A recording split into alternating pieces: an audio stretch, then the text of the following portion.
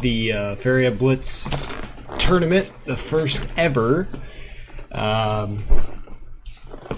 We're just waiting on a few things. We still have to get the bracket generated, and I think I have to wait for the AOK from Atmas to begin. But there's 4 channels that are going to be casting this tournament, including mine. So the Feria TV, Cheholic, I believe, is in Korean, if you want to go watch his. And then I think Alphabetus or Valahar Rise. They all should be casting the tournament as well. If you're new, be sure to drop a follow. It's always appreciated. And if you're returning, then you can link your Feria account and your Twitch account and start earning rewards like eggs, which will hatch into avatars eventually. If you do exclamation mark rewards, you can read more about that. But at this point, we're just waiting for some last minute things to get settled. So the bracket does not appear to be generated quite yet.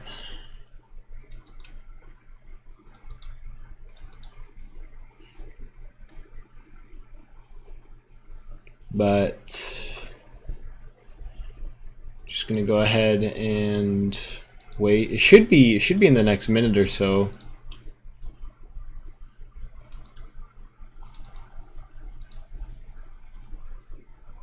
Yep, so it's high noon here in the States, and just waiting on the last minute arrangements. Pretty good turnout, 57 players for the first ever Blitz tournament. It should be interesting to see how time affects the players' judgment and their moves. I'm guessing we'll see a lot more misplays. I can't say for sure. I don't know how the players have been preparing for the tournament, because there's no official playlist for like a ladder for Blitz.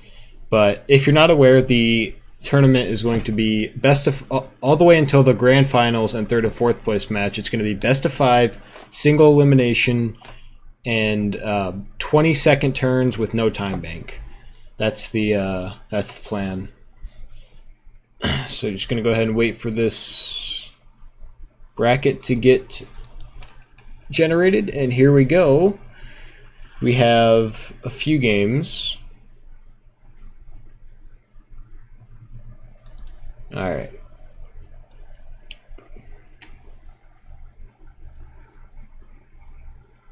So I think that we're going to start maybe okay, what about Bobbin and 977? All right.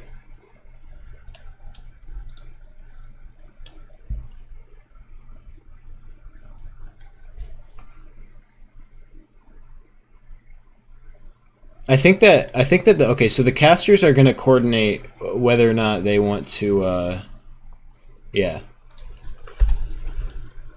what matches they want to cast.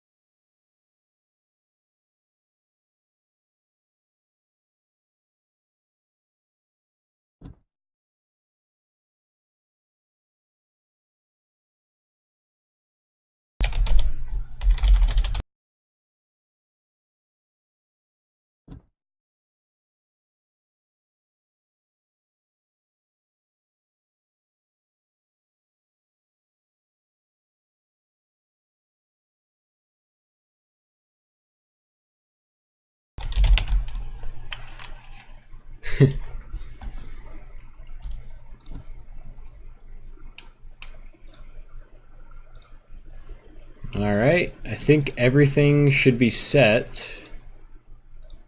Best of 5. Everything looks solid. And then I think PicaMula is player 1. Alright, now we're just waiting for MUTEI. I'm not sure how to say his name. Or her name.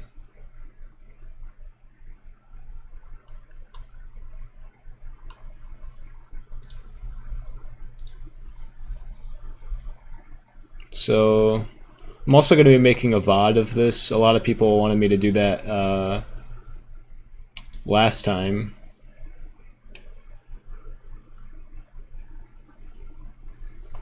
But it doesn't seem...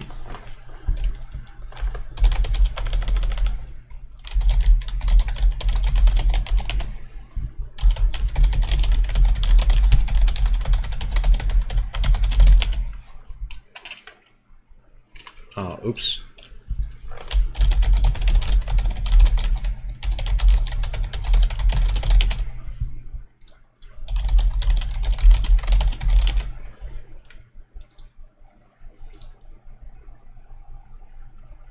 Yeah, I'm not sure. I'm not sure what's going on here.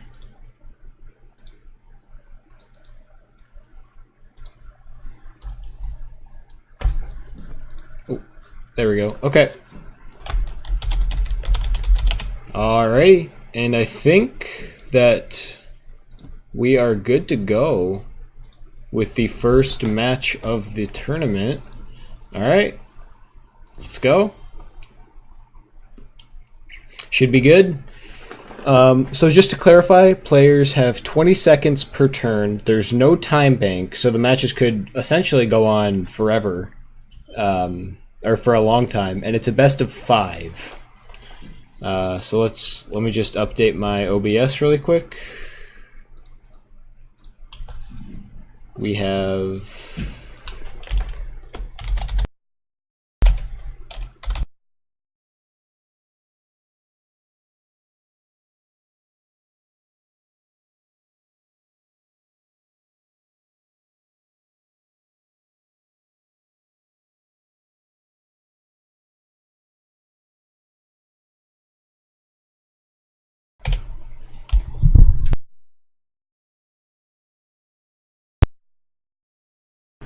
Alright, ladies and gents, here we go. PicaMula is still picking his deck. Looks like some kind of yellow with swordfish, maybe like red rush or red-green with salamander of some sort, and then some 3-color list. But hop right into this one. Should be pretty quick games. Should be kind of exciting compared to, you know, traditional Furia. Not that that's not exciting, but it should be very quick, very quick. Lots of decisions to be made. And I think that players have kind of prepared their decks based on the time limit being kind of, you know, faster. All right, so it looks like Beastmaster Green from MUTEI, and Pika's bringing a green-red salamander list. So definitely should be interesting. We're gonna hear this taking all day, boys and girls. It's gonna be a loud one. All right, pretty standard opening from MUTEI. Probably a forest with the Beastmaster. Seems pretty good. The hunt down combo is really, really great, especially in this matchup. He'll actually be able to hunt this down if he wants. I don't know if he will though. I'd bring him down to 3 health, which is Flame Burst range. The double Reveler opening is really, really strong from Pika though. Gonna have a ton of Faria to play with. It's time to make a decision for MUTEI. Grove Guardian, very good choice. I'm assuming the hunt down is going to come down next turn. We still got a few turns for the Feed the Forest Oakling combo on MUTEI's side, so a pretty good future for him so far. Not bad from Pika, getting the forests up for a potential salamander play. Maybe even forest here and walk in and get some really good salamander value. I think that's what he might do, but Garridan's kind of a dead card for PicaMula right here. Maybe the best line would be just to save Faria here. Yeah, I think he's going to go for the forest line. Maybe. Got to do something quick though. Ooh. Oh, okay. So I think he's playing a 3-color list. PicaMula is, rather. Alright, so we have a big turn for MUTEI here. We got Feed the Forest coming down with the Oakling combo, I'm assuming. Oh, the Beastmaster to get even more value out of the Oakling. Wow, okay. I didn't even see he picked it up. It's going so quickly. Wow. That's a huge, huge play for MUTEI. Getting an absolutely huge golem. And the board to top it all off. Still ending with a ton of Faria, and PicaMula's got to make something happen here. He's got to start buffing creatures or playing cards because he's just getting outpaced right now.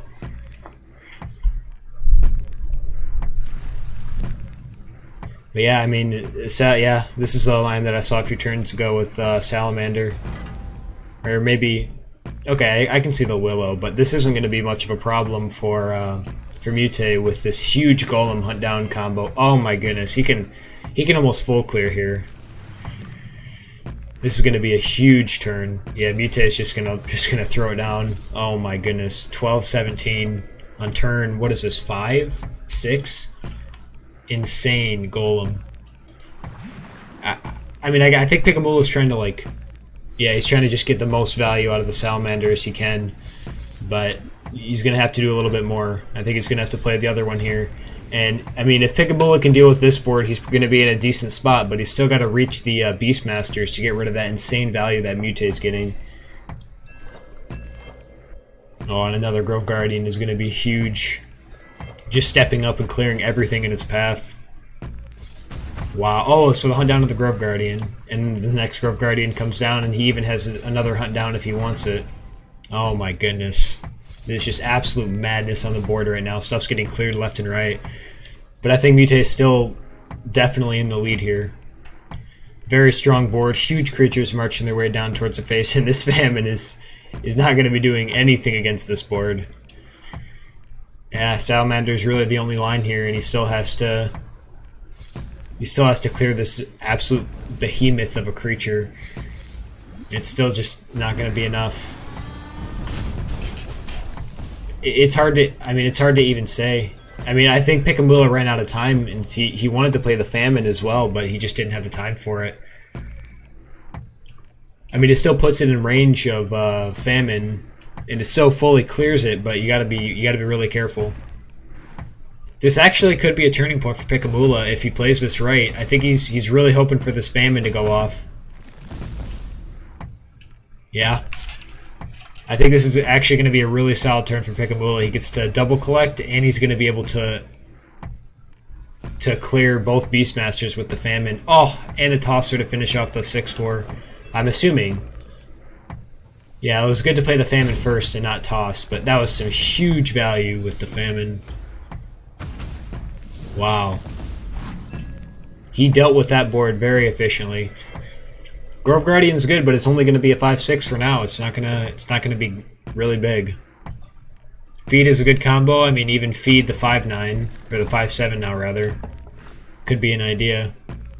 No hunt downs. MUTEI's already used 2 hunt downs, so that's, or I think he's used 3 actually. So this could be really interesting. Yep, stepping Garrett into the double collection. Bone Collector's definitely a solid line. But does he want to trade and then trade again to buff the Bone Collector? I think he does. Wow. Oh, okay, so yeah, he's going to buff with the Tiki. It's going to be a huge Bone Collector. And it doesn't even get cleared by the Grove Guardian, but this is a very strong combo coming out. I would say maybe double collect instead. Maybe double neutral and just kind of cut the land off for right now.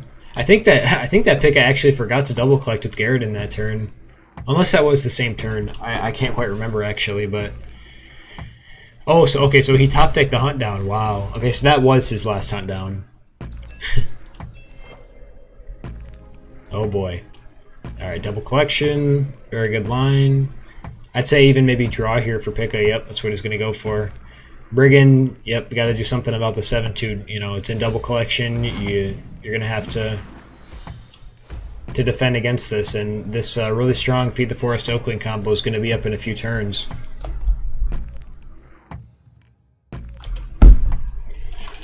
And there's the final Beastmaster, which I think he's going to go for. No, he's going to go for the Oakling. The feed Oakling. Okay, so the double collect with the feed on the Oakling. And it's a huge Beastmaster. And he used the Faria that he got from the Oakling to play the Beastmaster, so that was very, very nice. Yeah, definitely clear the Garrotin. This goes into collection. And now I think PicaMula just has to either draw or wait. Or +1 draw, definitely. Yeah, drawing is great here. He doesn't quite get to clear this, but he'll have Tetra next turn, which is going to be able to clear this very nicely. So it should be an interesting line. Ooh, the Runin is good here.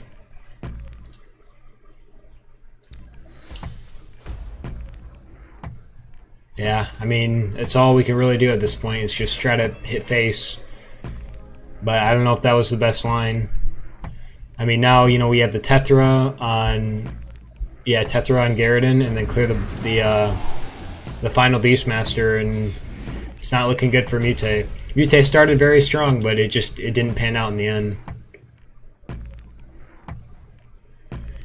Yep, and now, I mean, the best line for Pika is just to kind of defend against this and just build around it. Don't hit anything into it.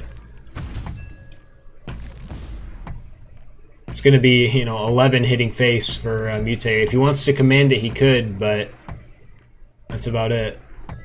So he gets the 2 Fairy back, and Runin comes back at the end of the turn rather than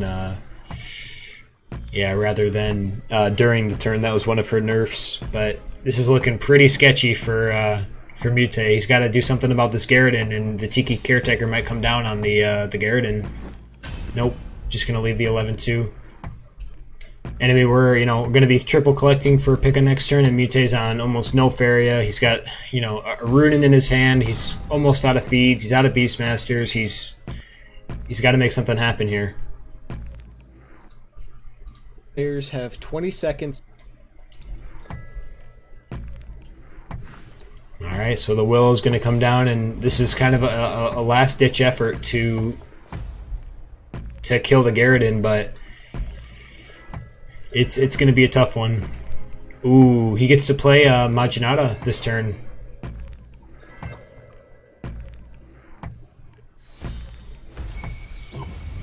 Wow, 16-7 Garrotin. That is something.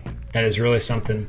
I mean, unfortunately, it gets cleared by the 6-6, but the 5-5 still drops, and that has protection and divine. So it's going to be a really, really nice play in the end. All right, here we go. The life gain is not a bad option here, but I mean, the Tiki Caretaker is lethal, and I think that's what MUTEI figured. Ooh, oh! I thought Pika was going to attack with the 6-6, and he wouldn't be able to give the 5-5 the buff. Wow, that was a really good game. I think that MUTEI started very strong, and then once Pika kind of cleared the board, it just kind of rebounded, and MUTEI can never really get back up to full speed. But well played to both players. GG. All right, about to hop into the next game. Now that MUTEI kind of knows what to expect, I'm assuming can pick a deck to counter it. But I mean, a 3-color, you know, with Majinata and Tetra and Garrotin. How do you prepare for that? You know, do you have to rush it? You know, it seems like PicaMula has kind of solved the rush, and I mean, a pretty good starting hand from MUTEI with the Archon and the Aurora. Yep, pretty solid start. I don't think that he hit his Battletoads or his Water Elementals, or else, you know, he could have maybe had a stronger start. But Archon's still a good start for blue. Yep, there's the Water Ele, nice. And a good start from PicaMula as well. A lot of good early game cards, you know, set up for Salamanders. But, you know, MUTEI is just going to start charging down the board here. So, you know, PicaMula's got to do something quick. And I think MUTEI knows that, you know, PicaMula is playing a slowish deck. You know, kind of a, you know, you come to me and I'll react to it, or I'll buff and, you know, clear your stuff. But MUTEI doesn't want any of that now. He just wants to go straight for the throat, which I completely agree with in this position. Yep, so the collection, and I'm assuming a lake or a double neutral. Lake seems a little bit better. Ooh, the water lily is good for the land ramp for PicaMula, but he still needs, you know, does he really want to give this? Give it, I mean, maybe, yeah, so like forest. Oh, I was going to say maybe step here, but then you couldn't water elemental on this tile. So I think MUTEI is going to get this really, really nice lake right here on the well. I mean, he could go either way. I mean, he could go for the double collection on the left and clear the Rakoan, or the Reveler, or he could have gone here. Even if he didn't jump here, he still could have secured this land. I mean, this works as well, though, kind of keeping your creatures safe. And with the Aurora buff, it doesn't fully clear the Willow. This is a really strong start from MUTEI, and I think that PicaMula has to really get a lot of value out of this Garrett, and you know he's going to have to get a really, really big clear on this board in a few turns. Good news for PicaMula though is the Willow is kind of discouraging this double collection on the right, but now the lake comes down, and you know we're going to start seeing some collection on the left. So I mean, really good positioning and land placement for MUTEI. Decision-making wise, not wanting to get too aggressive or get too greedy and jump up and have any like ideas of lakes here, just kind of playing it safe on the left and right. And I mean, PicaMula, you know, is preparing, but you know, I don't know if it's going to be enough. The Reaver, you know, the Frogify Phantasm, there's going to be a lot of surprises here for both players, I think. Oh, the Ruby Yak, huh? That's an interesting pick. I didn't really think that this would be a possibility in this deck, but I mean, oh, maybe he's trying to play the Rubiak with the Famine. That makes sense. Okay, so we see the library come down. This is going to be an issue for PicaMula. This card is going to run this deck. This card absolutely runs this deck.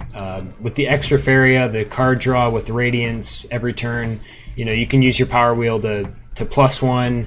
You know, you're getting, without collecting, you're getting, what is that? 3 Faria a turn, 6 Faria a turn possibly. So a very strong card. I think PicaMula needs to start focusing this card a little bit. And I mean, he has the lands to do everything now. It's either going to be a Garridan or a Imaginata. Garridan, yep. Pretty solid line. The Reaver is still kind of a scary card, but I mean, it's clearable with what he has on board now. Oof, the Frogifies are going to be very strong this matchup with the Garridan, and Frogify is going to be very, very strong in this particular matchup, because if the creature that this has been swallowed by gets Frogified, this just disappears, and then PicaMula is left with a 2/2 Frog. And I mean, MUTEI is just able to play any card he wants right now because of this library engine. Just so fast. And I mean, I completely agree with the second Reaver too. I mean, it's just more stats on board. A really great way to come back from an AoE like that. Yeah, it's going to be a tough one. The Imaginata is at least going to clear this, but I think that the correct play for MUTEI would just be to Frogify this and clear it and hit face for 7. And this game could be over quicker than we expected. Yep, because the creature that has swallowed it, it doesn't have protection or divine, so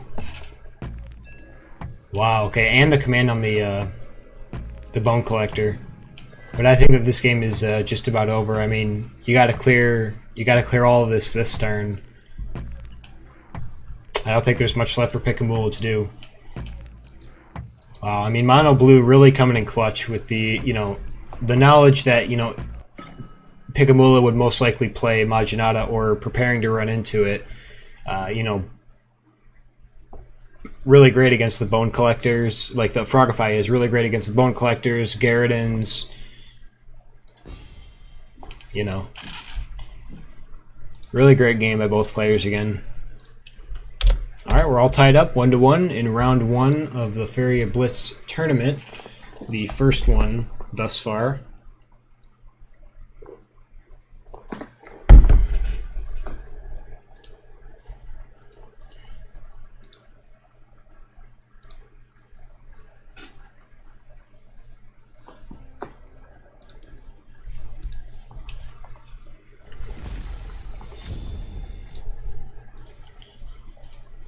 So it looks like a more traditional Yellow Rush. We haven't seen Mace Man in Yellow Rush in a while, but should be interesting.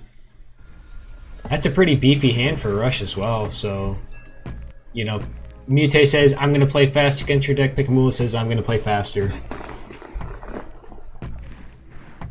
Yep. And then next turn, probably explore Desert with a Mace Man or a Demon or something. And I mean, MUTEI is going to kind of be forced into this line of playing Battletoads. I think he might actually be going for Beirut. Yeah, I think he's going for Beirut. Oh boy. that is something. Beirut being played against Rush. And it's actually going to work as well. Now Pika has to make some awkward lands. And he's going to have to use a lot of resources just to clear this. Yep. Losing that... not only did he lose that desert tile, he also lost that tile completely for the game, except for Mace Man's. So it's not like it turned into a prairie that he can later change back. He actually lost that tile completely.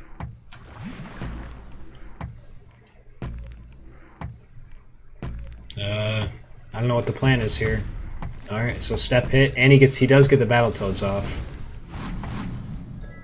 So he's going to get some collection, and I mean, prayer, he could, you know, salmon with a clear and then the salmon on face.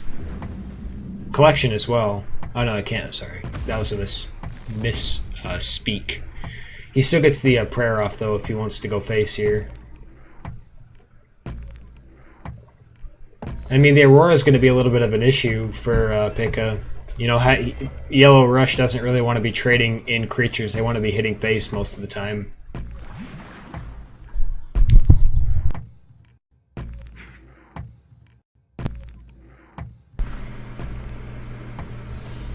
Here comes the Aurora. Ooh, the Soul Drain's strong here. I mean, Soul Drain, collect, or even step up here. If he steps up, though, he won't be able to hit with the salmon. Yep. Well, he will now, but... And the prayer. Ooh. Could even have an idea. Okay, yeah, I think that makes a little bit more... yeah, okay. I was going to say, this works, but this is a little bit better. I mean, you get to play the monk and get the extra card draw. Ooh, the command on the salmon. Okay. Oof. Library is not a bad card. I mean, I would even go as far to say as step up and hit the 2/2 and then just monk the library.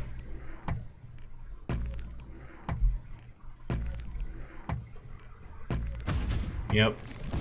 Definitely monk the library. I mean, maybe. Yeah. I mean, yeah, the 2/1 gets cleared, but it's just library is just such a good card in all these matchups. Toads come down, and I think the library might come down as well. I don't think it will. The other option MUTEI had was maybe toading here and playing another library, but maybe he was worried about soul drains. Yep, with the collect and clear, and then the follower could even come down and just hit face. Or he can just wait to collect with this. Ooh, the full clear as well. I think this is going to be a close one. The Frogify's not great here. I think he's going to be forced into playing the Water Rally. Or drawing. Yep.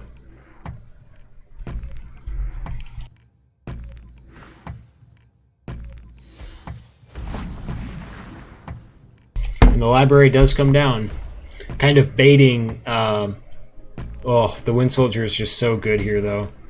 I think, honestly, the best line for Pika would be just clear the library, Wind Soldier the 3/3, and hit face for 2. I think that's what he's going to do. Yep. Steps back, clears the library, and then just hit face. MUTEI is out of resources at this point.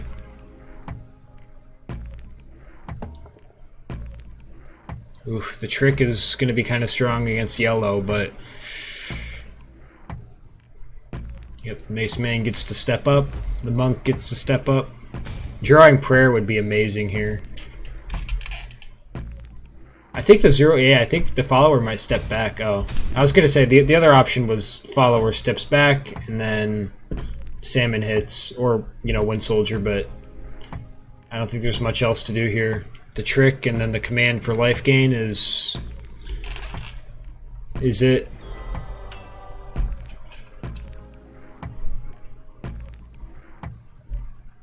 But I mean, just hit face, step back, and then Wind Soldier, and that's it. I mean, Soldiering works too.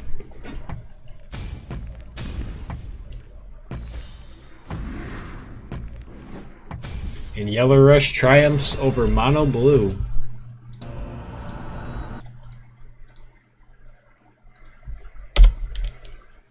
That was a good game. Yeah, like I said, I mean, you know, MUTEI said, I'm going to rush you, and PicaMula said, I'm just going to do it faster. And that's all she wrote. All right, game 4 of PicaMula versus MUTEI on the Feria Blitz tournament.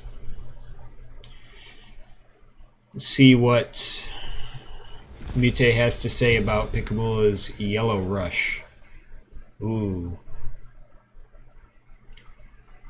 Yeah, I don't know about that starting hand for MUTEI. Looks like a, I'm assuming a Salamander list, maybe a Green-Red Rush, mid-range, perhaps.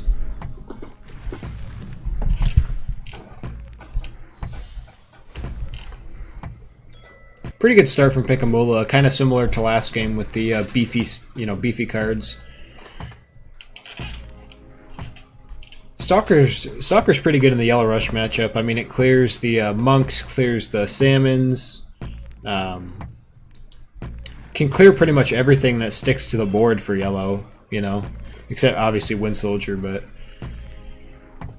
ooh, the Air Ellie.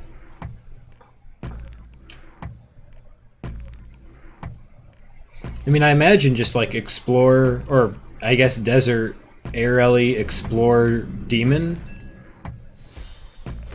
Demon or Mace Man? Probably Demon, yeah.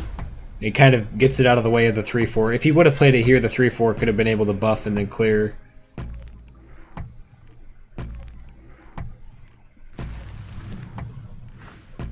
Yep, so Stalker on the 4-2 isn't bad. 3-4 is going to step next face. And the Reveler steps. Seems like a pretty standard line right now.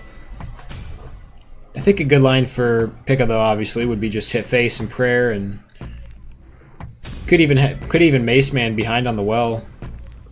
Soul Drain, Mace Man on the Reveler to make sure it doesn't get any extra value could be good.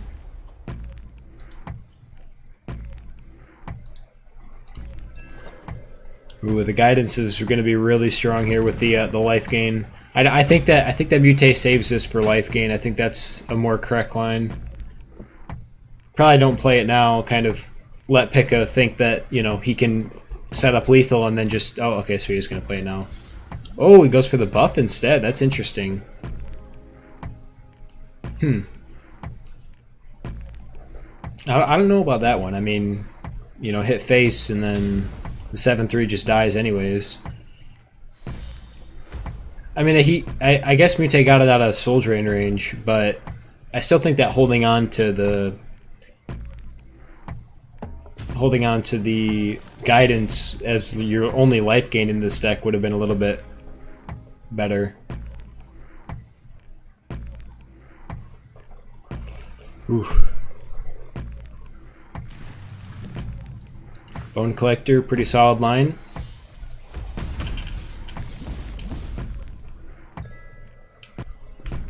Ooh, the Soul Drain's going to be strong here.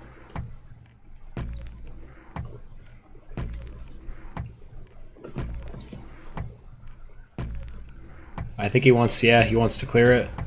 And I mean, he value trades it too. It didn't die. So I mean, the double Soul Drain full clear. Yeah, sure, the Stalker clears the 4-1, but the Stalker dies, so yellow's going to come back. Oof. I don't think MUTEI wants to double Stalker this turn. Yeah, that would be unwise. Oh, he does want to. I thought about it, but I mean now, you know, the salmon gets to come down on the left, the salmon's going to come down here and then maybe go all the way to the left. Yep.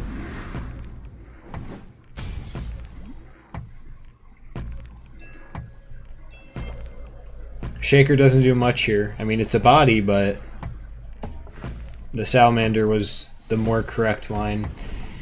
And this is where it's going to get a little bit sketchy for PicaMula. If MUTEI, you know, even hits one more buff, it could be over. I'm assuming desert here and then monk on the well to collect. Ooh, the +1. Huh. I mean, he, you know, PicaMula is 2 turns away from flower, and yeah, that at this point, I don't know if there's much else. Yeah, I mean, PicaMula is going to need a lot of wind soldiers to get through this board.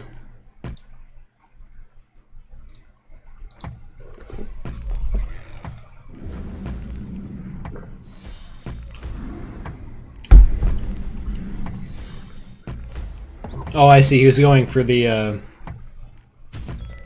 air LE combo.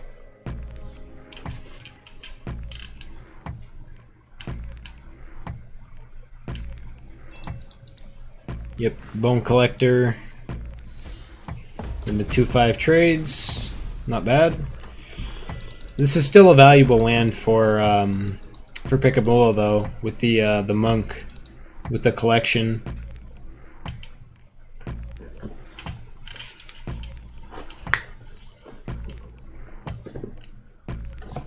Since he drew, he won't be able to make the land here, but Demon's definitely a solid line. And I think here comes the Shaker.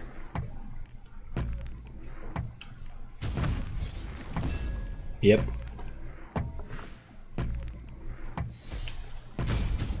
Hits the flower too. It's getting a little bit closer. I mean, I don't think it's quite over. It's over quite yet, but yeah, I think PicaMula is really looking for some wind soldiers to clear this bone collector and then try to break through this defense.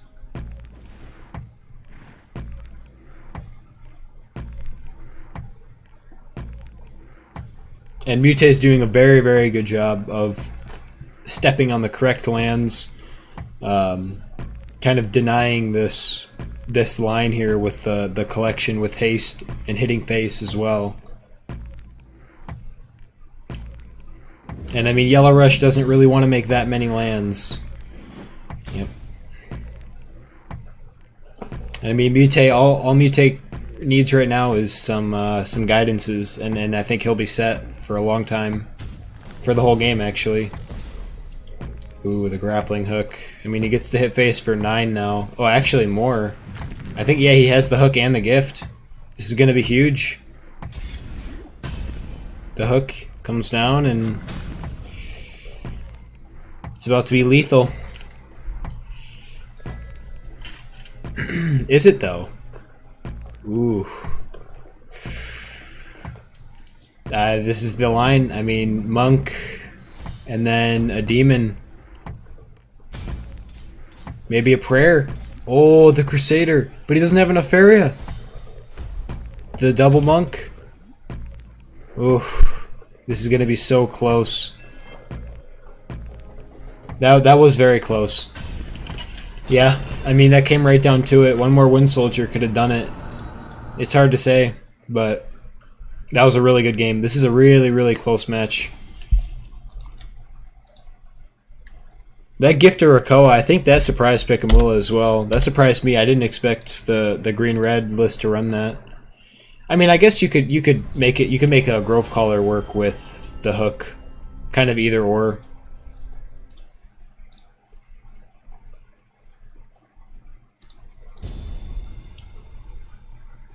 Alrighty. Looks like red combat, or possibly red rush from PicaMula. And we see the same good old green-red list from MUTEI.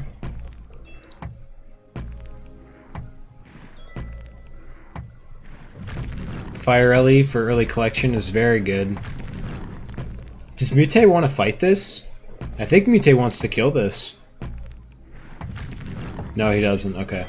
I mean, the other option could have been Stalker this, but it's not great value. I think for PicaMula, a good line could just be double neutral and secure this Axe Grinder spot. Okay, so he's not going to double neutral.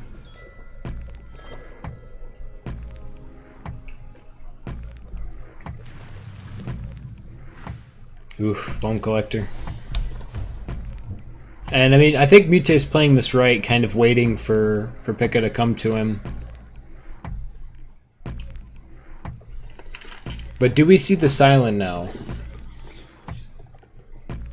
Or do we see the Shaker?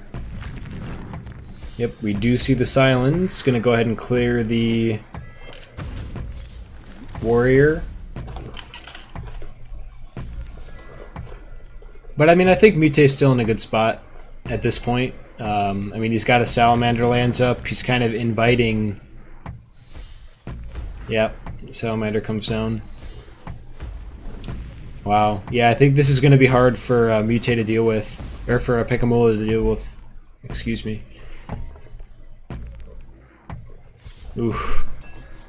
That was a good prediction by MUTEI to see the ground shaker that was about to come down. He would have been able to value trade with the shaker. Could have been bad. Ooh. The shaker comes down anyways, but you know there was no option of playing shaker on the well and clearing with the 4/4 after the guidance buff. So good insight from MUTEI there.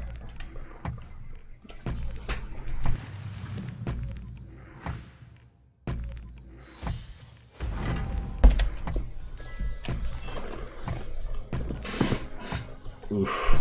I mean, I think PicaMula sees it. He's gonna flower the 1/7 and clear the Bone Collector. I think. Oh, is he just gonna catch the Bone Collector? Huh. I mean, I guess that works too, but you know, Wrath on the. Oh, okay. So no Wrath on the 1/2. This is kind of a dangerous game. I mean, you know, PicaMula's taking a risk that, you know, MUTEI doesn't have any buffs to clear this, and he got it. I mean, he still clears it, but he lost the Stalker on it, and I mean the Bone Collector's not getting buffed anymore. The other line last turn could have been flower the Willow and then just step up and just kill the Bone Collector, and it's still a value trade. Yeah, Shaker's not a bad line here. I mean, yeah. Nicely done. And I mean, next turn, you know, Wrath the Reveler. I mean, even step up with the 1/1 and collect Sagami, and then gift the yeah. I think that's what he's gonna do. He's gonna gift the Reveler and clear the Ground Shaker. Get some Feria back as well. Get a lot of Feria back. Oof. I'm not sure if PicaMula runs Gift of Steel in this list, but it's definitely going to be an interesting one. Double Wrath. Okay, I mean, he got the full clear, and the Bone Collector is just waiting to come out. But I mean, MUTEI's got kind of a dead hand. I'm assuming he's going to start drawing, yep. Next turn, most likely Shaker. And okay, so it is like a red combat list, okay. I think Axe Grinder comes down is a pretty good line. It sticks to the board after, you know, this gets flame bursted. Ooh, double Axe Grinder. Yeah, I think that might definitely be the line. Either Axe Grinder or another Herald is good here, but ooh, the Garrotin. I mean, he has the Garrotin. He almost has the Garrotin and Shaker combo. Wow, so he's gonna go Shaker here. And I mean, yeah, it clears the Bone Collector. Ooh, that's a big Ground Shaker. I mean, I think this is the point where PicaMula has to decide if he's gonna, you know, guard face or just prey on a Lucky Silent and, you know, try to walk up. Oof. And I think this turn the Garridan comes down, and I think it's all but over. Yep. Ooh, the collection and the Garridan. Okay. Yeah, I didn't see this line. The grappling hook. Oof. That is not an easy game to swallow. I think that it's all but over for PicaMula here. That was just a good game. I mean, MUTEI played it well. He, let PicaMula play into the salamander, and I think that's all she wrote. But that was a very good game. I was very happy to cast that game. GG to both players, and good luck to MUTEI in the next match.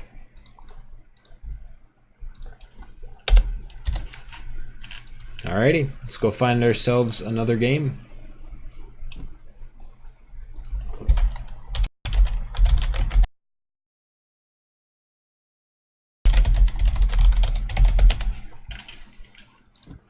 Alrighty. Let's see what the bracket looks like now. So I think that we're on round 2 games.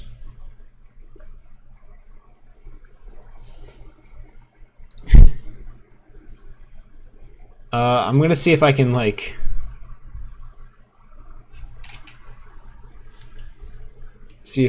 figure out what's going on here.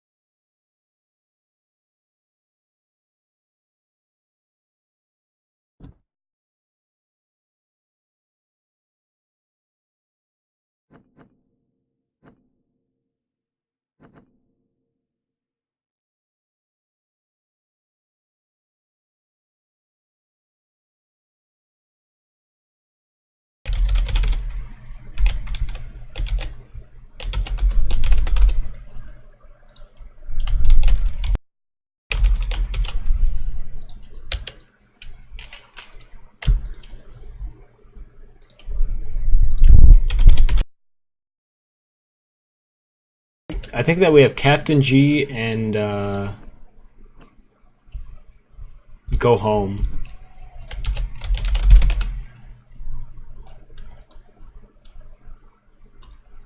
Let's see.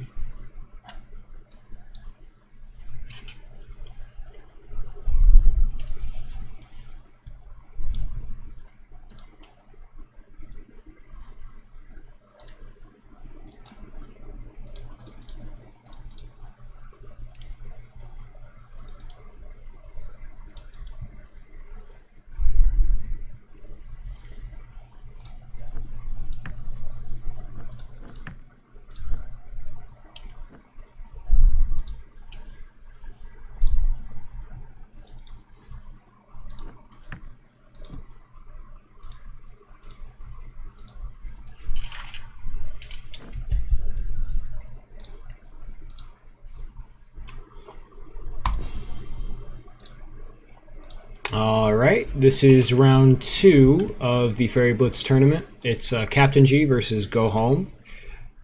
Still best of 5, and wow, that is a lot of red and yellow from CaptainG. Just noticing that, but I'm gonna go ahead and update the overlay.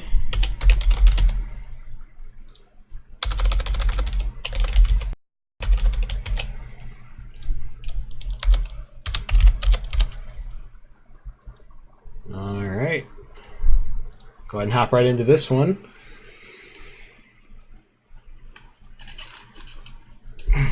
Oof, it looks like a Tree of Everlife deck from GoHome. I don't think CaptainG wanted any of that.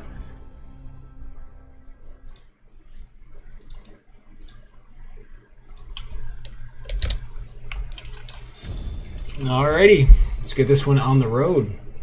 Whoa, okay, so it looks like GoHome is going to be printing a Queen's Assassin with possibly yellow tempo or flyers. I'm assuming tempo. Looks like CaptainG is going to be doing something similar, probably a yellow rush list from the Sagi. See what GoHome opens up with. Yep, so it looks like a flyers, tempo, or rush. I can't quite tell from the start. Okay, so it looks like it is going to be rush from both players. It's going to be an interesting mirror match, if you will. Oh, maybe not. Maybe the follower is just to collect. I assume. I'm not quite sure. Ooh. Okay, so the Sagi's coming down, and the Salmon is going to hit face. Not a bad start for CaptainG at all.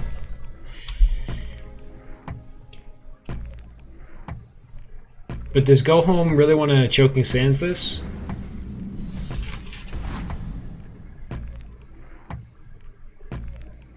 Uh-oh.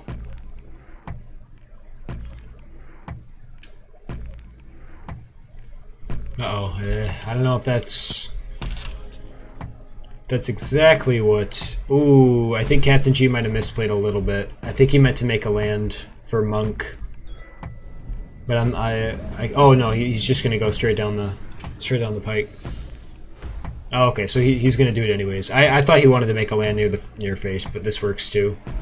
And a really, really strong start from CaptainG, just full clearing and playing a bunch of creatures. That is what Yellow Rush does best.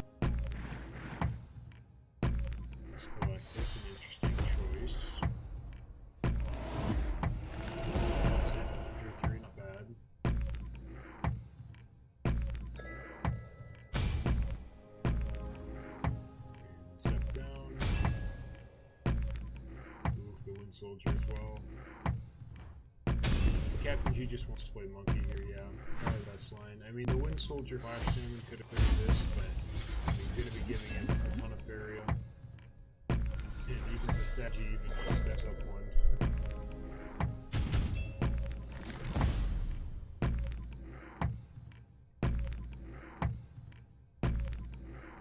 I don't think there's much to do for GoHome here. Move some creatures around, but you know, I don't think he's close enough to face to do any damage.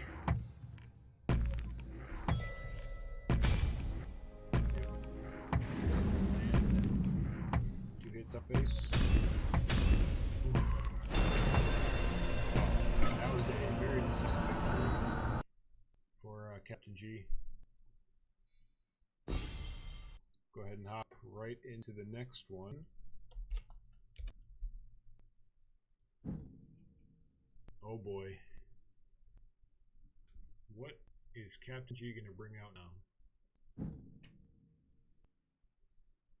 And what's GoHome going to bring? It looks like Beldurian, Day of the Dragons, and Tree of Everlife. Some very interesting lists.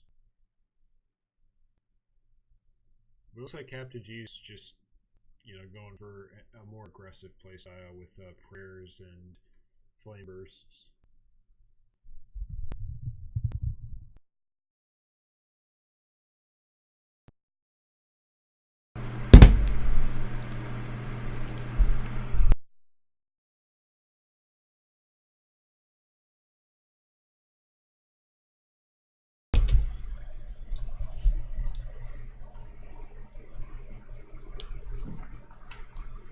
Alrighty.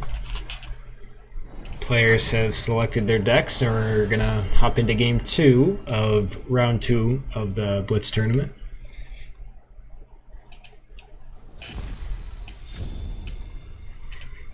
Oof, really strong start from CaptainG again. But I think CaptainG wants more of a sticky start, if that makes any sense. So like monkeys and demons. Really interesting start from GoHome. Looks like a full neutral hand, maybe some kind of neutral rush.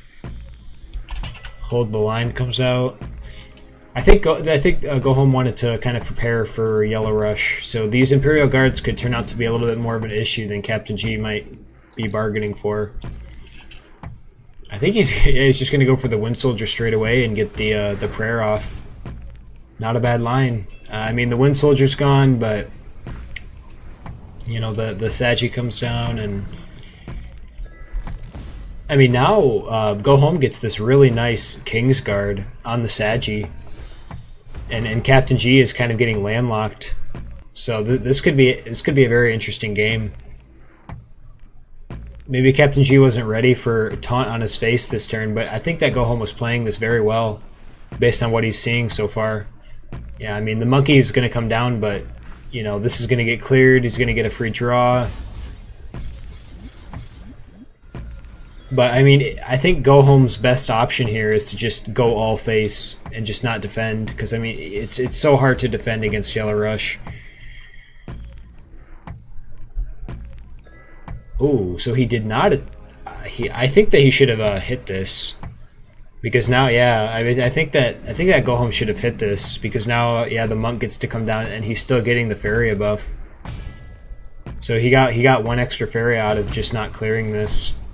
He's gonna get 2 Feria now, unfortunately, or CaptainG is. Fortunately for him, but not so great for GoHome.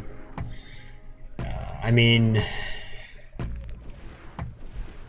I think now, you know, GoHome kind of split up his resources, so he's gonna have to awkwardly defend. Yeah, I think Mace Man was a more correct option last turn. It would have really put pressure on CaptainG. Yeah, and the prayer comes down, the Crusader's coming down. It's looking pretty grim for GoHome here. Wow, an 8/8 Crusader on this must be like turn 5 or 6. Very, very aggressive playstyle, and you know, very, very clean from CaptainG. GoHome's not out of it quite yet. He's still got the last Grim Guard, or the Imperial Guard, sorry.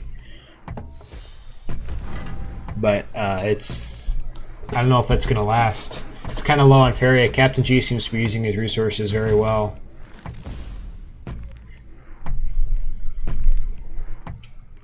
I think CaptainG is thinking about... Oh, he's just going to flash him. Okay. I mean, the other line was 3/3 on 3/3 on the 2/1. The 3/3 lives, and then the 1, and then the flash him and gets the draw. But I mean, this still works. Oof. Yeah, it's not looking too good for GoHome here. Yeah. And the Day of the Dragons does finally come down, or come out. But I think it's too little too late at this point.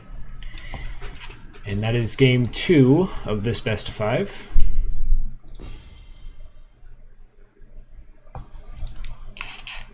Go ahead and update the overlay.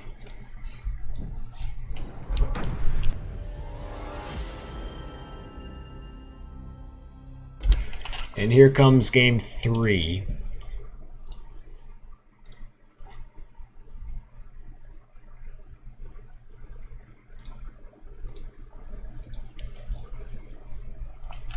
Looks like a red burn list perhaps from GoHome, and still the Yellow Rush from CaptainG.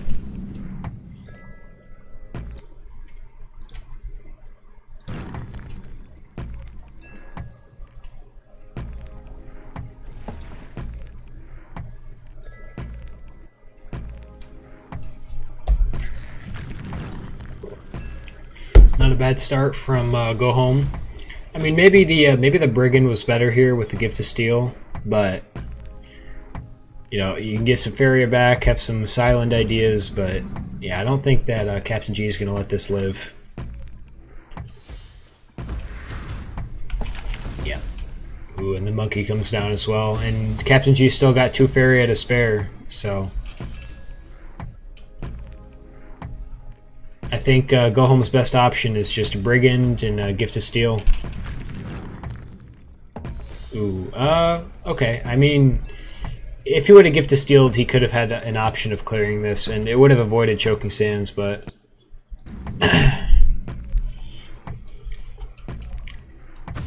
yeah. Now, yeah. So I think Captain G is kind of preferring board control over face. I mean, he could have gone with Monk that turn, but I mean, I think the clear was a little bit better. I think GoHome it should be drawing now. The Silent might have been wasted. Yeah, Soul Drain's definitely going to be coming down on that. And then the Monkey gets to step up. Monk comes down, gets a draw, and bad things happen. Oof. Couldn't play the Sagi this turn, but he'll have it next turn. I think GoHome should be drawing here. I mean, he doesn't really need more lands. He needs cards in hand. This the buff got wasted, and Gift to Steal is not great on a Court Jester. I think that Captain G missed the one fairy on the Sagi. Or maybe he doesn't even want it. I'm not sure. Oh, okay. Maybe. Okay, I think he wanted to go like full aggressive, and I think that's is that lethal? I think he's one off of lethal. No. 9, 11. I think he's 2 off lethal.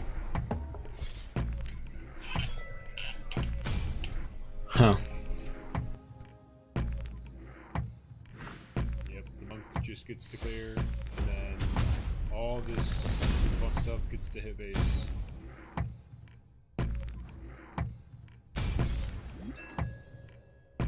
think that's all she wrote.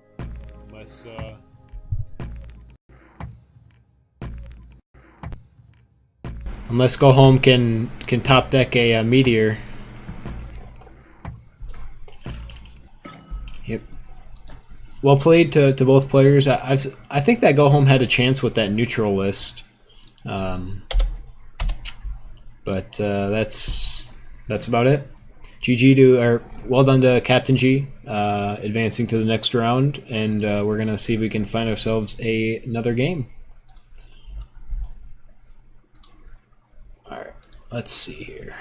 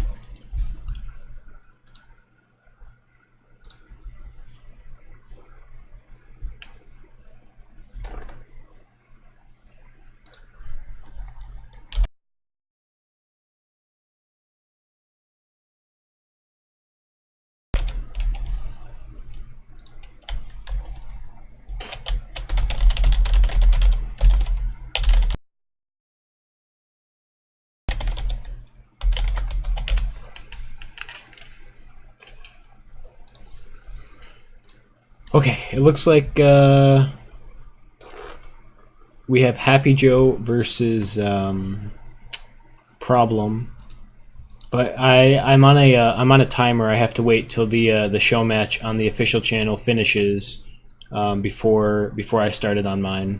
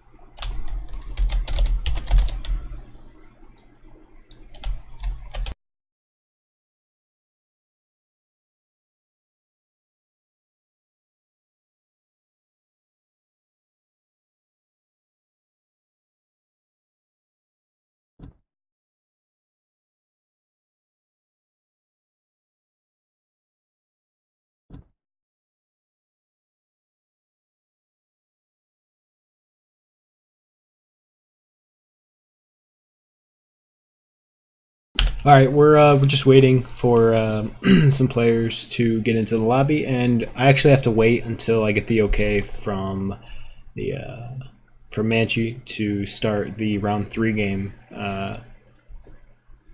So we're just gonna go ahead and wait on that and keep checking on the bracket.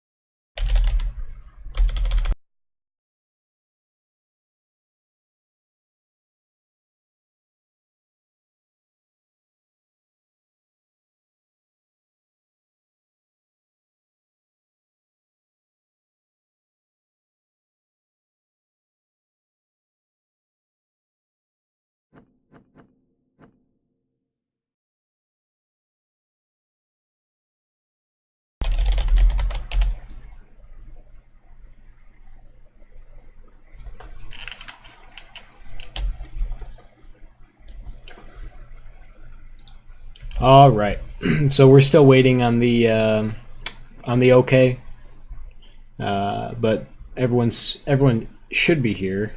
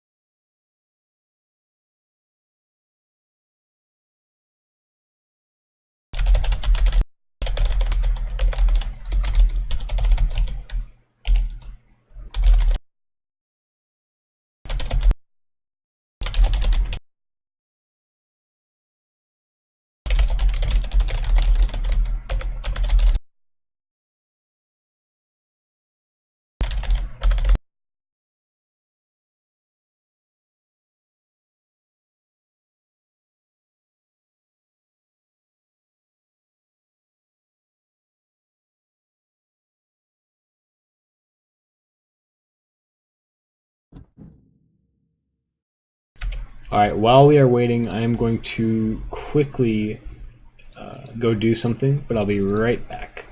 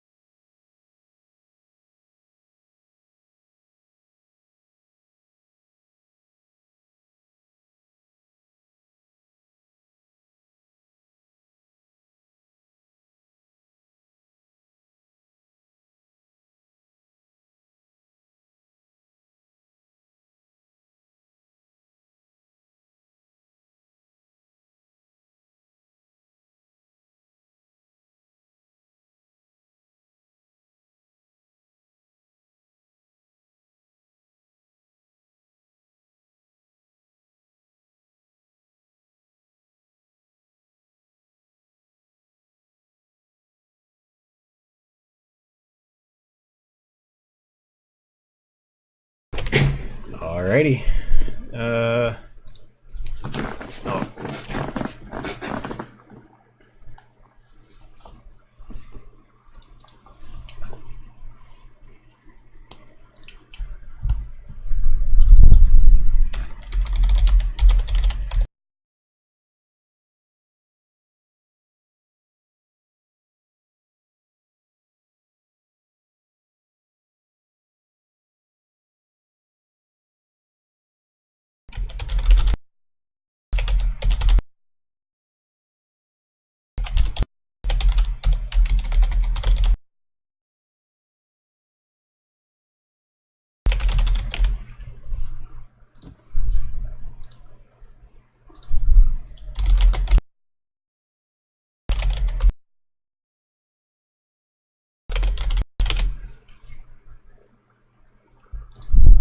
All right. Let's see. I think everything's all set.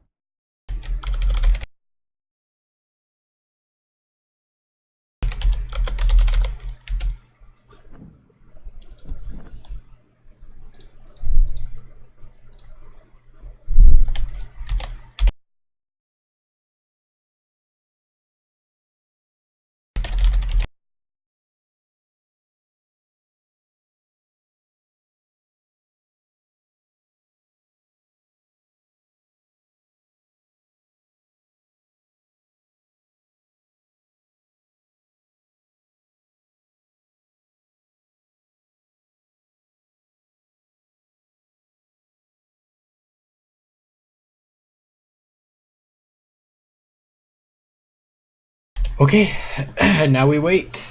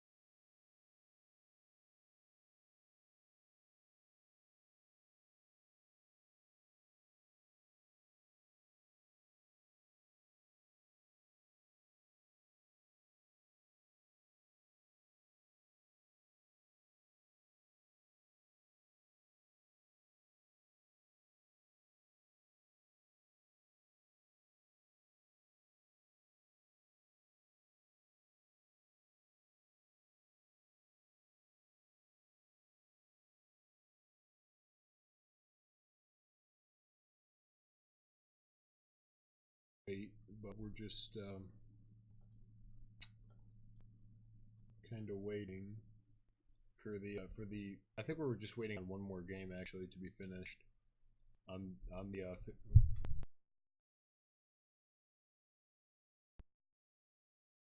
We're just waiting on one more game to finish up on the official channel, and then we'll hop into this one.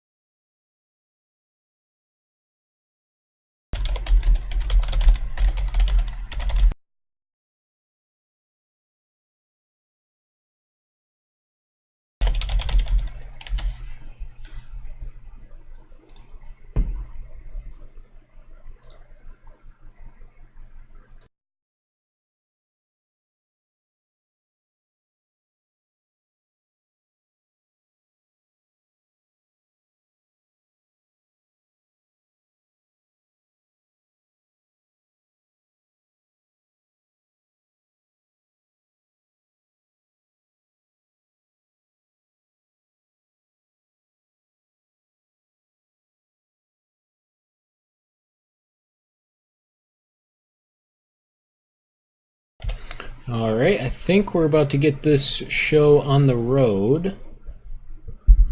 Sorry again for the delay.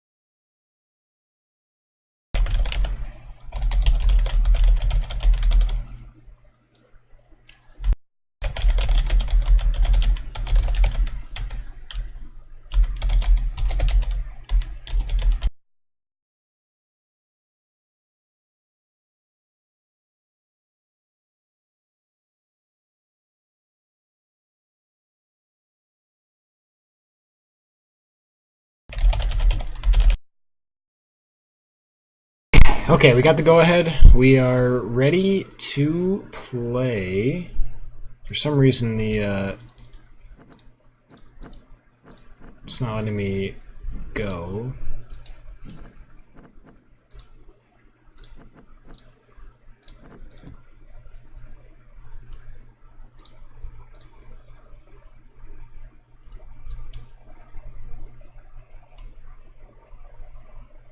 I think problem went offline.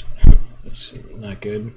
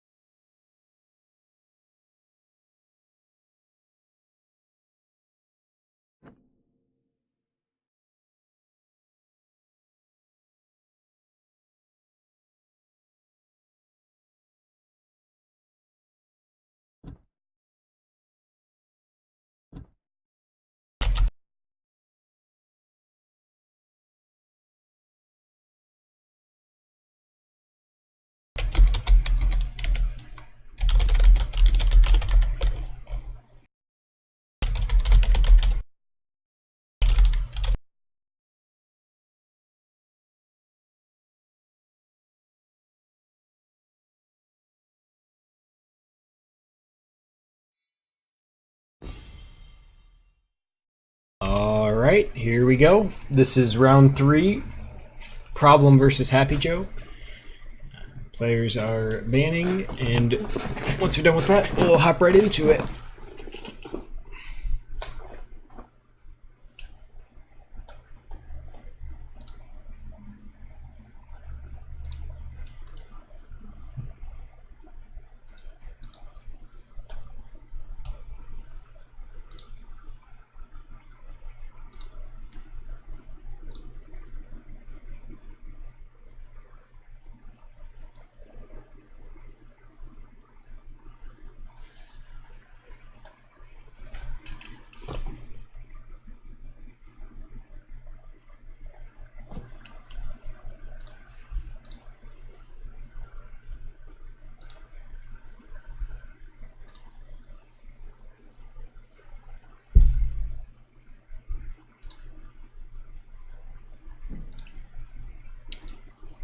Okay, here we go.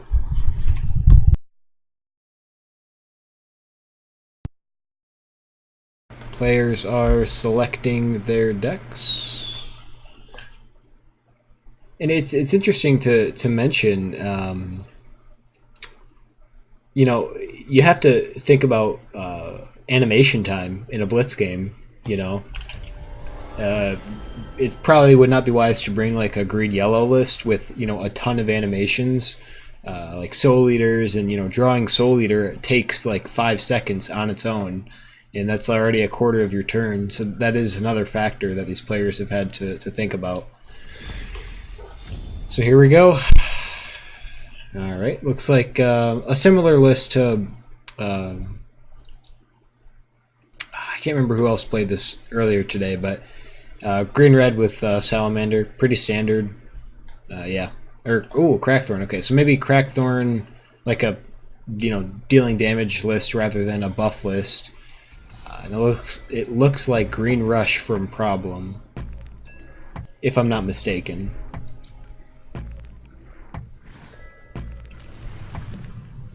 Pretty standard start from happyjo.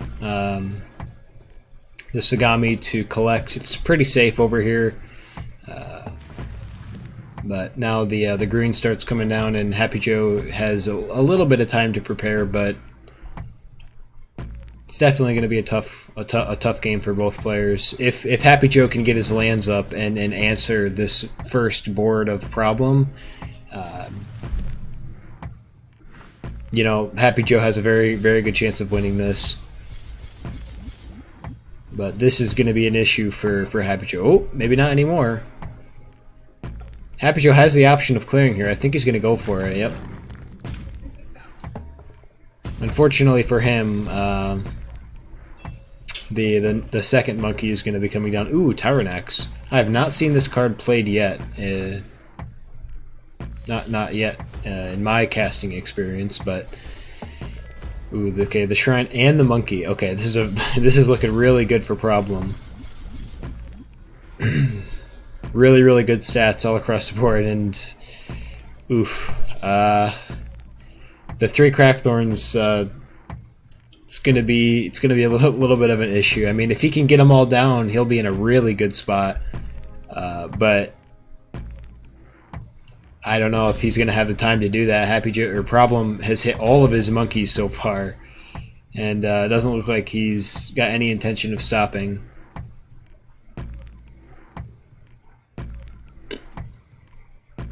I mean, I don't see why he doesn't play the monkey.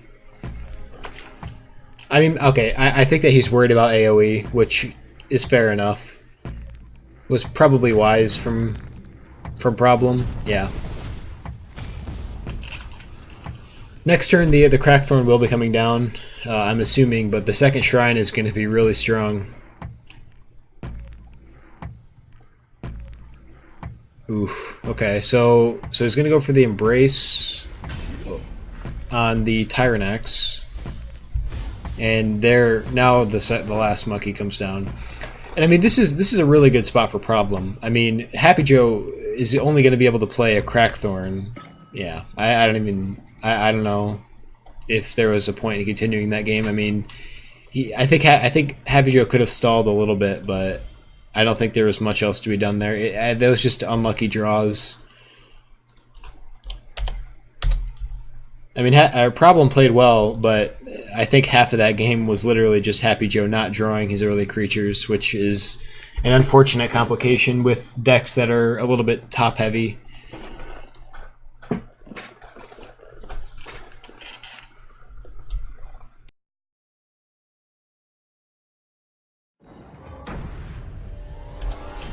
All right, game 2.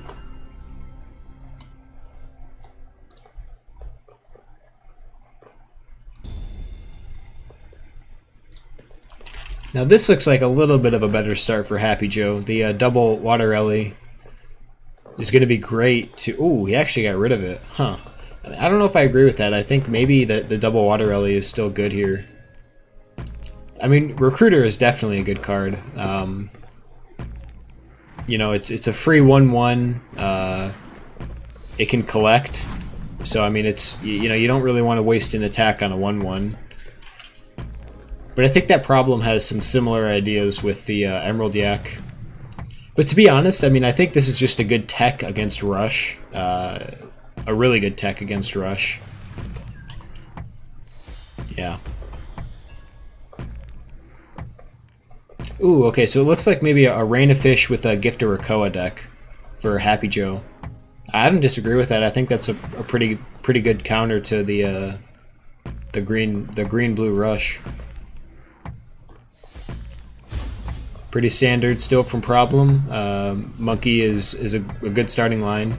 Another Recruiter. Okay, I think happyjo is gonna... If happyjo draws Gift, the Rakoa, he's gonna be in a pretty good spot here. I don't think Problem would consider running like Frogify or any kind of removal. I mean, maybe Hunt Down, but even that's a little bit sketchy. Looks like a 5/5. It's probably the correct line. And now Problem has some decisions to make. You know, does he want to Shrine and go into like a Tyrannax Octopus, or, you know, buff the 4/5, hit face, or buff the 4/5, you know, clear? So yeah, he's gonna go for the Shrine. That's definitely a solid start. Yep. Oh, so yeah, so he's gonna go for the Octopus and the Guidance. Kind of similar to what I was talking about. happyjo is gonna have his Tosser up in a few turns. These are the kind of sticky for Problem, which is good. I mean, you know, you don't really want to hit anything into the 6/2. I mean, you do, but it's hard to make that choice. It's kind of an ugly trade. Not bad, just kind of ugly, you know.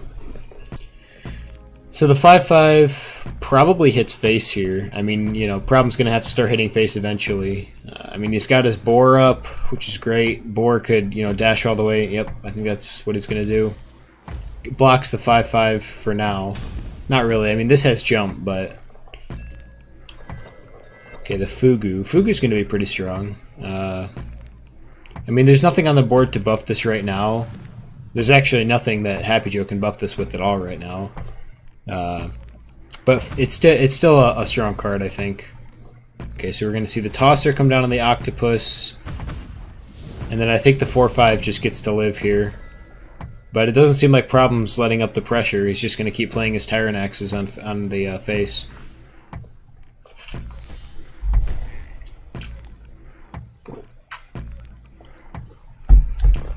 Yeah, I mean, happyjo's doing all he can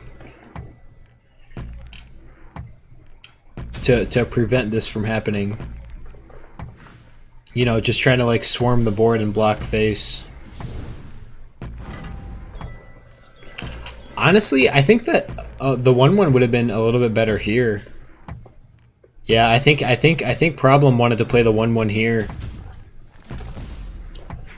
I mean, I don't disagree with the Emerald Jack, but I think it would have been technically more correct to play it here. Because I mean, now this is literally just completely out of the game.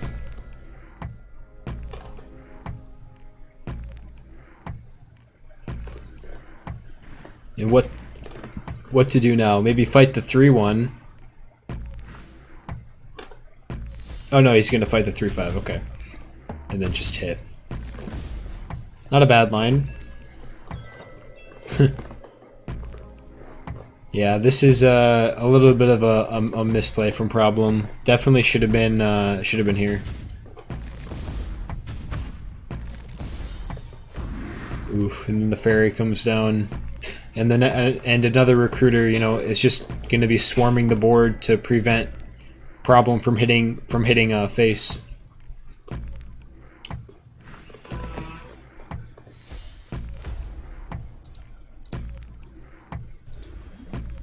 So we see the 3/7 Octopus come down. I think Problem had ideas of taunting this, but yeah.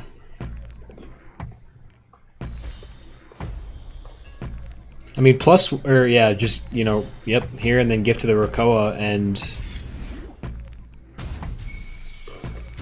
not a bad line at all. I mean, it clears the Octopus. Yeah, now happyjo has kind of taken control of the board again. He gets to start stepping on lands. Yep. I think the Fuguro might come down here.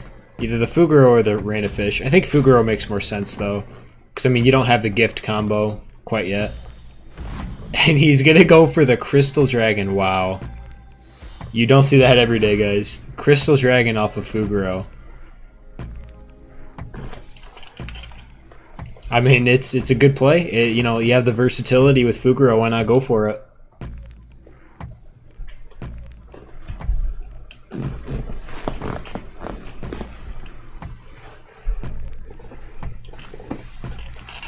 I think if happyjo draws gift to the Rakoa, I think this game is all but over. I mean, I would even go as far, yeah, maybe just fish and then just start drawing for gift.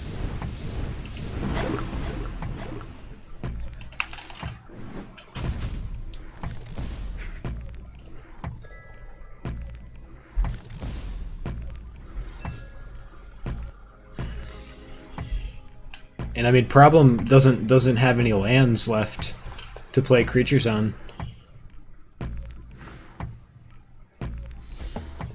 So that's a full cost boar. Yeah. Then the gift is just going to be too much. Oof. Yeah, I mean, happyjo technically missed lethal, but yeah, a 16, you know, 16 or whatever it was is very, very scary.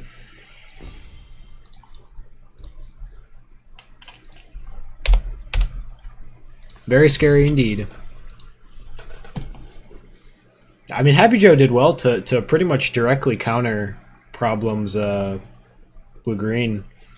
You know, just swarm the board and step on lands. That's the way to go. I mean, that's essentially how you know, you're going to beat Rush. Just don't let them play any creatures, and you won't have to worry about them dealing damage. And I mean, part of that is also keeping control of the board. Like, once you have it, don't throw it away. But I think that Rain of Fish was just kind of a really big finisher. And then, you know, drawing into Gift is just really, really OP. Okay. So it looks like Problem is going to be bringing some kind of modified Yellow Rush with, like, Dune Drake. I haven't seen this card in a while. But happyjo has an absolute, just an amazing starting hand. I mean, you know, you're going to have to be building up to the well and start jumping back, but if you can get there, then it should be a very, very good matchup. Okay, so he chose to not go for the well play. I mean, I think in any other matchup except for Yellow Rush, this would be a good card to, like, you know, kind of go for and get set up early, because it could put a lot of pressure on the opponent to kind of deal with it. But happyjo, I mean, okay, maybe not like a great hand, but it's not going to be bad in a few turns. But I mean, Problem is just going to be throwing down everything he has at this point. Yep. And I mean, Problem has a really good hand right now. Very, very good hand. I mean, all of this pretty much sticks. You know, the 5/4 can clear the 5/5. Wind Soldier clears the 3/3. This is going to be a little bit of an issue, but nothing I don't think Problem can't handle. And I mean, Tosser is okay against this, but you know, you would prefer your Tosser to live. Yeah, so the Wind Soldier clears the 3/3, I'm assuming, or the 3/7. Yeah, I mean, I guess that's a better line. The demon comes down.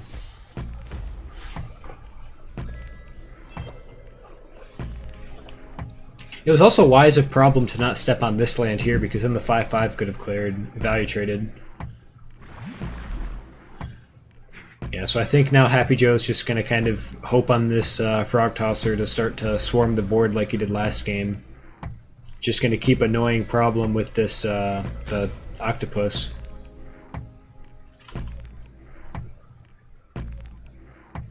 Ooh, I think Problem was digging for a Soul Drain there. I mean, if you know you hit this value trade, so you hit Soul Drain, and then you know charge and they get your prayer off, that would have been a really great turn, but it didn't happen that way. You'll see the second demon come down, and the Air Ellie finally. So I mean, Problem's kind of adapting to the board. You know, based on what he's seeing, he said, you know, I have enough resources in my hand, I can kind of step back and collect. But happyjo does not want any of that slow play. He's just gonna, you know, keep clearing and keep doing everything he can to get rid of Problem's board. And I mean, Problem has already played all of his, like, big, you know, quote, big yellow creatures, other than Crusader, but this isn't getting buffed. He hasn't really hit any haste so far. Yeah, I mean, you know, Follower is great with the prayer, but, you know, Demon maybe here, depending on what he draws. A Monk, yeah. So I'm assuming Monk next turn, but we'll see. So we're okay. So he's gonna clear the Frog. And the good thing about happyjo is he's been collecting pretty much this whole game, so he hasn't really had a problem with Feria yet. Yep. Now I get the clear. Yep. Rain of Fish is not a bad line here. And all of the fish are going to survive. That is something you don't see every day. All the fish live. You know, getting full value out of that Rain of Fish, and eventually, I'm assuming a Gift of Rakoa. I mean, Gift of Rakoa is good, but you know, it doesn't. He can't hit face this turn. But this fish right here is really giving Problem a problem.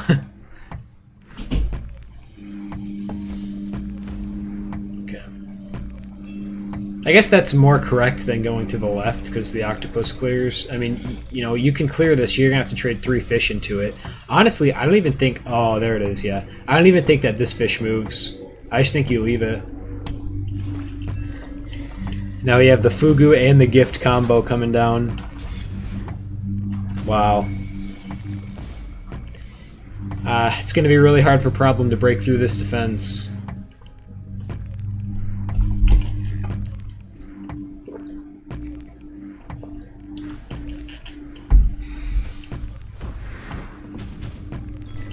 Oof.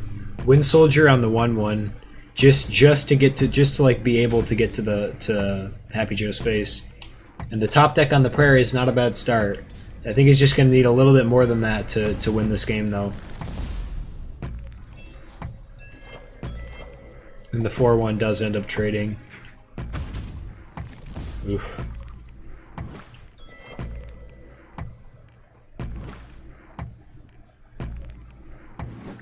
And I mean, interestingly enough, Happy Joe has been holding on to this Mystic Beast the entire game. Oh, there's the Nightmare. A little bit late on that, but yeah, I think it's going to be an issue. Problem has, you know, drawn all of like the top end of his deck, and he's only been able to play 1 or 2 creatures a turn instead of, you know, hitting those combos with Prayer and getting those haste creatures.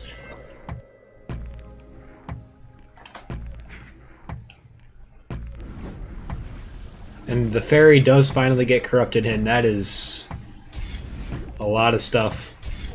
That is a lot of stats on the board right now for Happy Joe. If the last Fugu comes down, yeah, Yellow Rush does not seem like was the answer.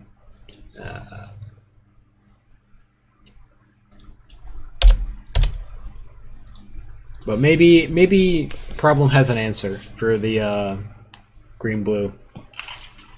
Almost instant pick phases right there. Seems like both players know what to do this game. We'll see. So it's match point for Happy Joe, and Problem still has to win 2 in a row. So we will see how this game turns out.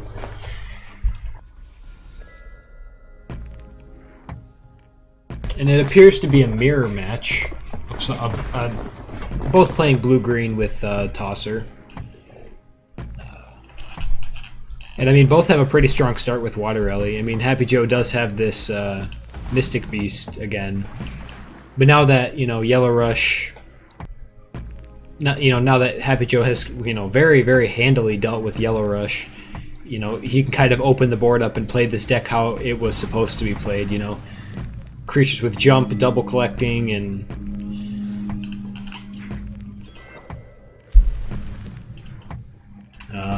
frog tossers, gifts. You know, it's gonna be hard for both players to deal with these big creatures in the end game with, you know, Gift of the Rakoa. Oof. Unfortunately, Happy Joe doesn't have the tools necessary to beat. To kill this, but I mean, this works just as well.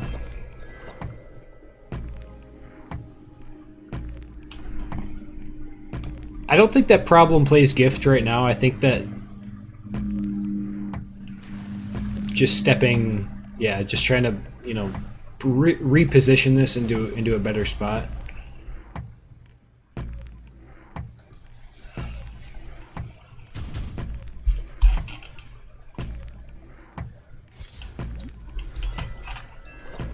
Huh.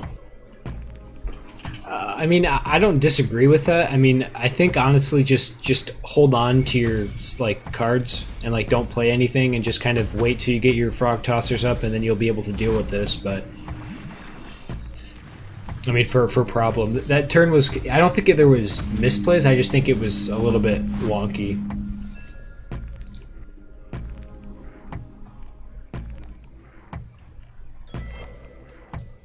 And Problem does have his tossers up.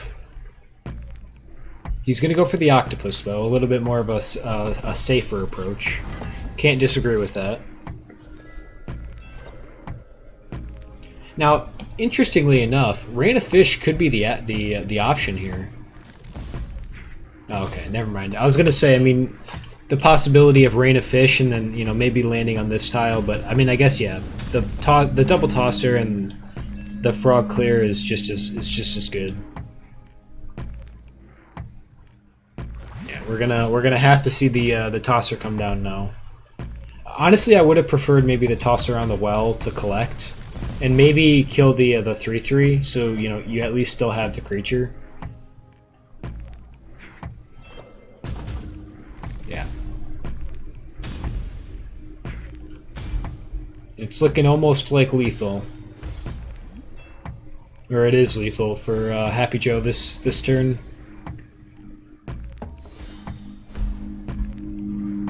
And problem is, unfortunately, out of Feria and out of tricks.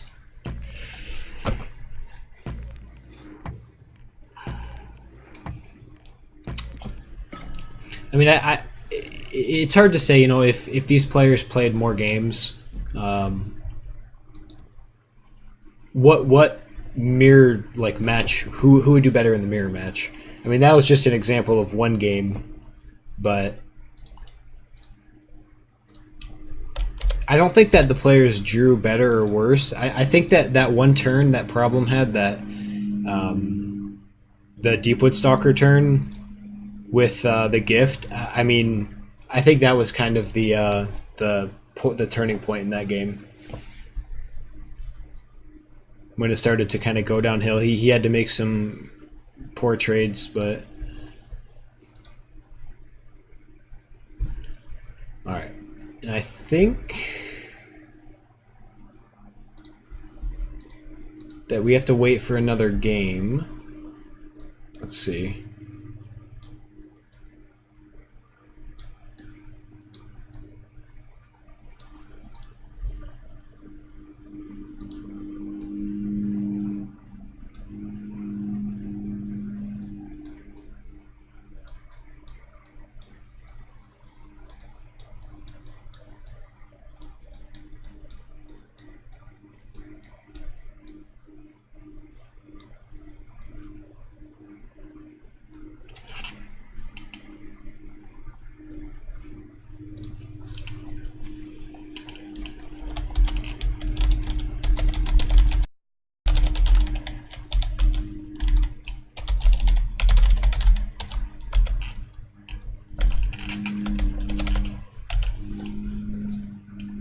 Yeah, I think we're gonna have to wait a little bit.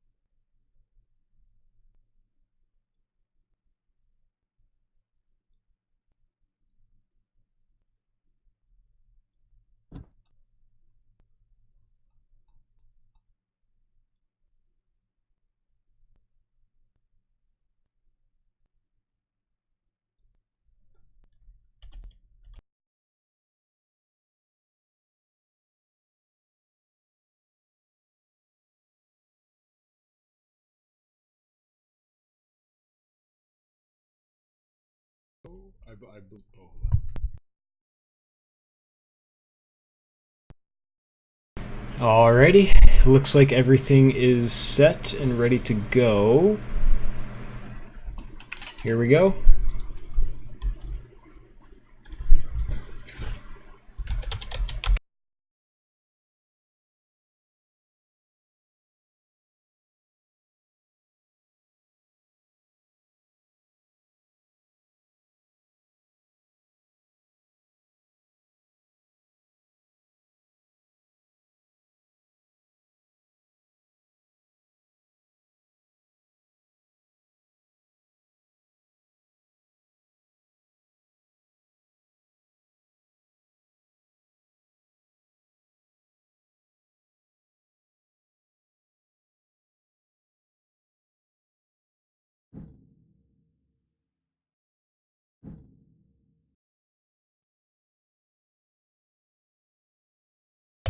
Looks like we're just about to get started with round 4 of the Blitz tournament. Sunekichi versus Amoeba should be a very, very good match. Two very, very highly rated players. Very good tournament resume on both sides. We're going to see how the time limit affects them. And with that, we are off. Alrighty. Let's see what both players decided to bring.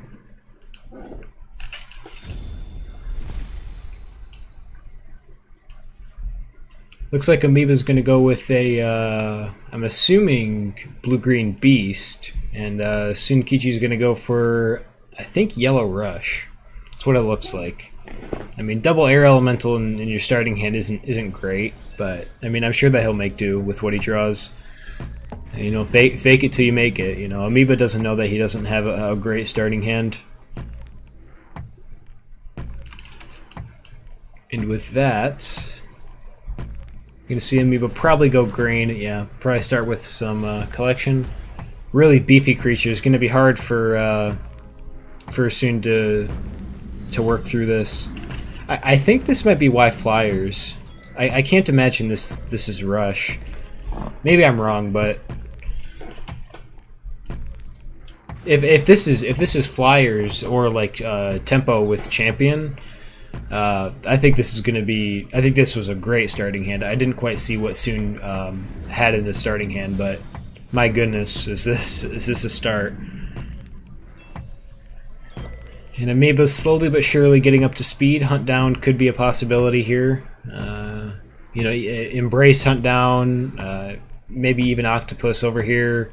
Most likely Octopus on this side. I mean, he's already kind of committed. Yeah, so we're going to see the hunt down.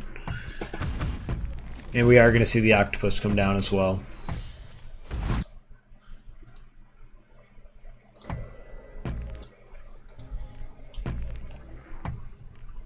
A very, very strong start for both players. Getting their land up. The double hunt down is very, very good for Amoeba.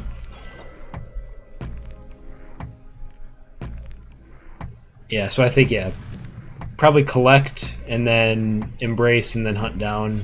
Or just trade. And then even hunt down again. With the, yep, the 3-5. Now the 5-1, but... I mean, does Soon really want to nightmare this? I don't think he does. Yeah, Wind Soldier's definitely the best line here.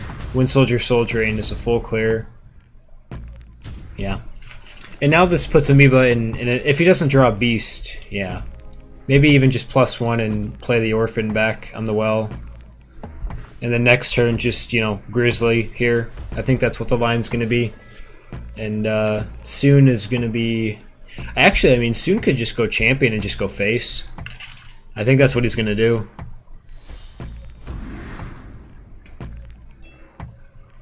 Oh, I see. Okay, so he doesn't want any double collection shenanigans. The other possibility could have been playing it here and stepping up to go hit face. I mean, I guess that does get countered by Octopus, but you know, now this combo is going to come down. He had the option of, or Amoeba had the option of playing Grizzly, but I think the stat line is just better here. It's more aggressive. Okay, so the guide The guide and the wind soldier is going to be an interesting combo in a few turns. So the nightmare, I mean, the nightmare on the octopus was good. You kind of losing value, but you know you got rid of it, and it's out of sight, out of mind. So now Soon could clear with Wind Soldier, which I think he might do, or he could just go face with the 5. Yeah, I think it's definitely going to clear here. Yeah. Just really, cutting Amoeba off of any ideas of collecting. With the Minstrel Guide double collecting, it's going to be hard for Amoeba to kind of come back from this. Yeah. Then the Mystic Beast comes down. I mean, the preferred Mystic Beast spot is probably right here because, it threatens face in 2 ways, but I think this is still okay.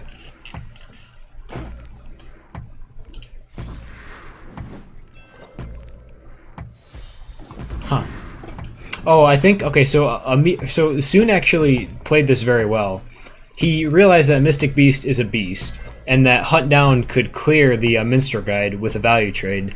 So he didn't do anything with the training except for give it the 1-0 buff. So now if, Amoeba had any ideas of using Hunt Down, it would clear his Mystic Beast as well on the guide. Alright, Sunken Tower comes down with a double collection, get some of that Feria back. I mean, yeah. The other option was like Boar down here, like Boar here, but this can clear anything on the board, especially with Flashwind. So I think Soon is playing this very wisely. Jumping around the board, using that mobility to clear the board and just run Amoeba, dry. Prevent that synergy that the beasts normally have with each other. Oh, and all 3 boars getting drawn by Amoeba. I think, Grizzly is an option. Yeah, moving this out of double collection. I think that, Amoeba might be waiting for, a Hunt Down combo. But, these emissaries are going to start adding up. Yep, just dashing them up and... Yeah. Threatening lethal next turn as well for Soon. Really nice draws with the emissaries. Yeah, so this is what I was talking about. Just waiting. You can't really afford to wait when you're playing against yellow. Yellow just plays so quickly. But now that Amoeba knows what to expect, maybe he'll come into this next game a little bit more prepared for what yellow has to offer. Well played to both players, though. That was a very good game, very fast game.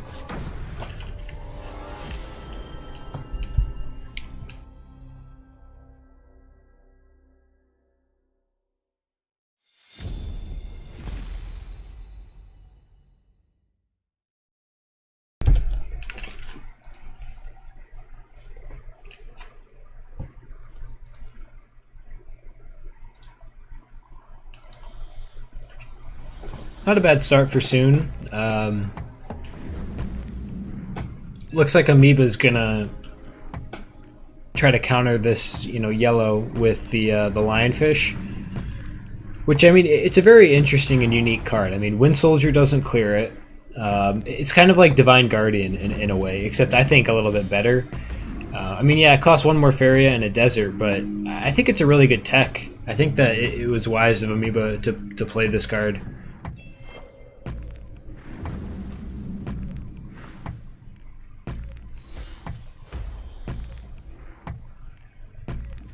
Yep, and just as an FYI, to make a Death Touch work, it needs to deal damage to the other creature.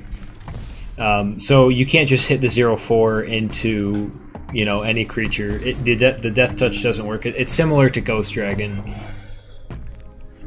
All right, so Soon has a really good hand right now. With the guide and the demon being able to dash up. The emissary is going to be a problem. If Soon draws another Soul Drain, this game could be over fairly quickly. All Soon has to do now is build lands, collect, and just abuse this guide and just get get his creatures up there. I'm assuming demon and then just dash up to the well. Yeah.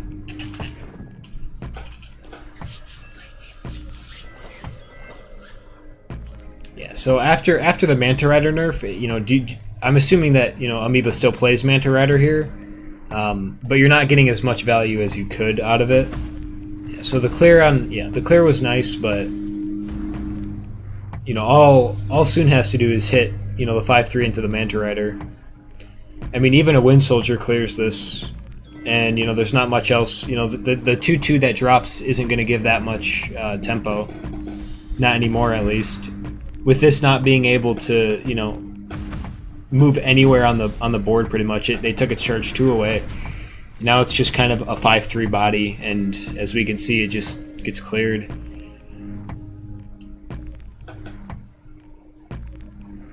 I mean, Amoeba does have the double collection going for him. I don't think that Soon really wants to contest this. Nightmare on the 5/5 is good, but I mean, you know, now you're out of Faria, and you don't really want to play the Fanatic here. It just gets cleared or soul drained, which is something interesting with the yellow matchup. Is, you know, a lot of the creatures only have 2 life, so depending on who could draw more soul drains, you know, it could change the outcome of the game just by being able to clear more creatures. Yeah, so we see the setup for Colossus, which dashes down, and I mean, Amoeba doesn't know that Soon doesn't have a Last Nightmare, but I mean, not yet at least. But I mean, you know, Soon is going to be threatening a lot of damage in a few turns here, and the flash in with the Soul Drain to step down and clear it. Very, very nicely done by Soon. You know, keeping this Minstrel Guide kind of out of harm's way for the most part, in a safe spot. You know, at this point, does Amoeba really want to Soul Drain this? I mean, I suppose he does, but he's running out of creatures. Yeah. And I mean, I don't think that Soon really minds this getting cleared. I mean, he's already way up in board presence and Faria. Yeah, so we see that, you know, another guide come down, and the Flash Wind just to threaten lethal next turn. And I mean, Amoeba's at a tough spot. He's gonna have to Flash Wind some stuff, but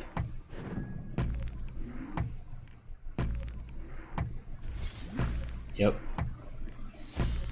not a bad line. Being able to clear the big creatures with this is, you know, not bad. And I mean, he value traded it as well, so this doesn't die. But I mean, now Soon has this idea with the Wind Soldier to just clear this. Yep, he's going to go for it. And I mean, the Minstrel Guide gets to collect. This can't clear. Sure, this clears, but like the 3/2 clears the or the 3/2 clears the 5/3. But you know, maybe an Outland Ranger, Kaleem on the well, just to get some kind of collection going again. I mean, Amoeba has all of his movement tricks, so he can reach anywhere on the board. The Nightmare does come down, and now we're back to square one. I mean, Soon is just hitting all of the removal that he needs, like right at the time that he needs it. So I mean, Amoeba's not out of it yet. I mean, it's still winnable, I think.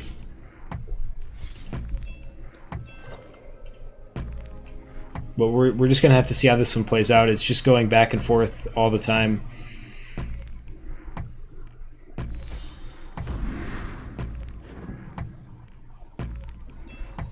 Huh. I mean, I don't see why Sue didn't play the champion here. Maybe he's trying to force Amoeba to just cash out and play cards that he doesn't want to. Oof. Very nicely done by Amoeba, though, to use, you know, saving his movement tricks and thankfully, you know, being able to clear that pesky 4/4. But that's all she wrote. The movement tricks come out, and Soon's yellow triumphs over Amoeba's yellow. That still was a good game. I mean, even up until the very end, I don't think that either of the players were totally out of it. I think that Amoeba did everything that he possibly could to prevent that, but I don't think there was any like mistakes or misplays that game. It was just really fast paced, and you know, I mean, when you're playing like tempo or flyers, there's not really that much decision making. You just kind of have to see your lines and take them. All right, so Amoeba is going to be bringing the Beastmaster green, probably with feed, or maybe the. I don't imagine that's green rush. Maybe just like mono green. But it doesn't look like Beast mono green, so we'll see. Wood Ellie is definitely a strong start. Maybe not against flyers, but maybe against like a yellow rush. Still a good start though for getting your lands up early and collecting.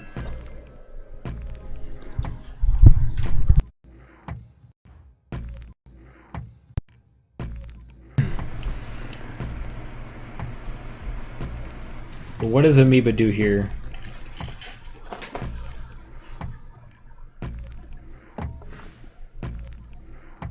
Huh.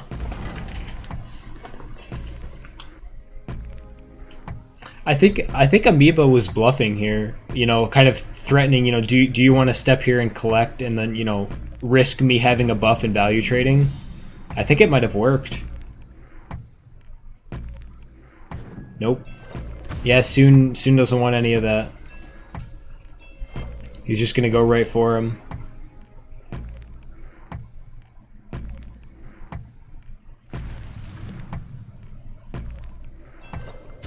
Yep. Now the Verduran does come down. But Soon did well to realize that, you know, against mono green, you know, he's gonna need all the Faria that he can get. So yeah, hunt, you know, kind of protecting yourself against hunt down is good. I mean, I don't really know about the training on this. I mean, I guess, yeah, you get to collect again, but hunt down still clears this. But like I said, I don't think that Amoeba's playing a mono green hunt down list.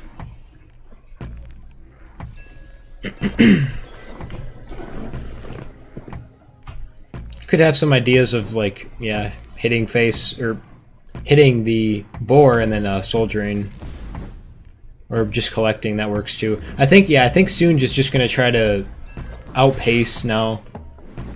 Outpace Amoeba. You know, trade what he can, but just hit face as well. This is gonna be kind of dangerous. I mean, now Amoeba gets to step down and then boar on you know, Soon's face. And he gets to play Flower on the, I'm assuming Kaleem? No, I'm probably the Minster Guide. Yep, or the Golem, okay. Wow, okay, he's just going for it. Okay, yeah, he is just absolutely going for it. I think Amoeba actually might outpace Yellow.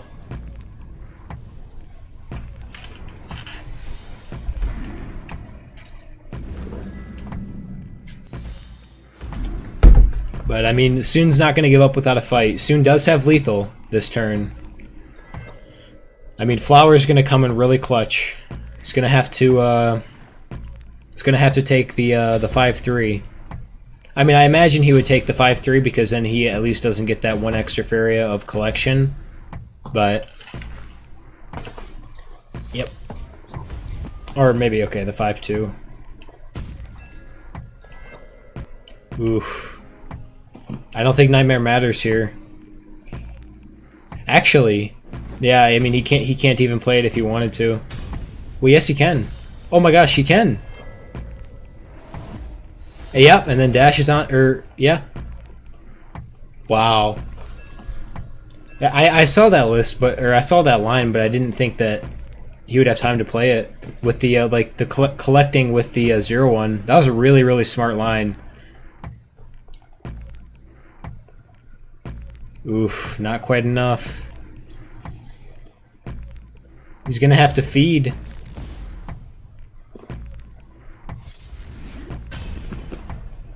This is it. Oof. Unfortunately for Amoeba, that is a...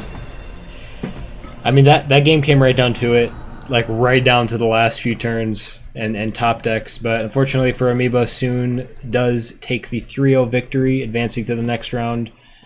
Well played to Amoeba, and Soon played very well. I think Amoeba did everything in his power to win those games. I didn't see a single misplay. I don't think, I mean, maybe there was like miscalculations, but there was no like blunders in those games. You know, very on point. It's just the deck matchups sometimes, you know, don't go exactly how you plan, and you know, you don't draw what you need to, or you know, they draw 3 nightmares or something. But well played to both players. They did very well. All right.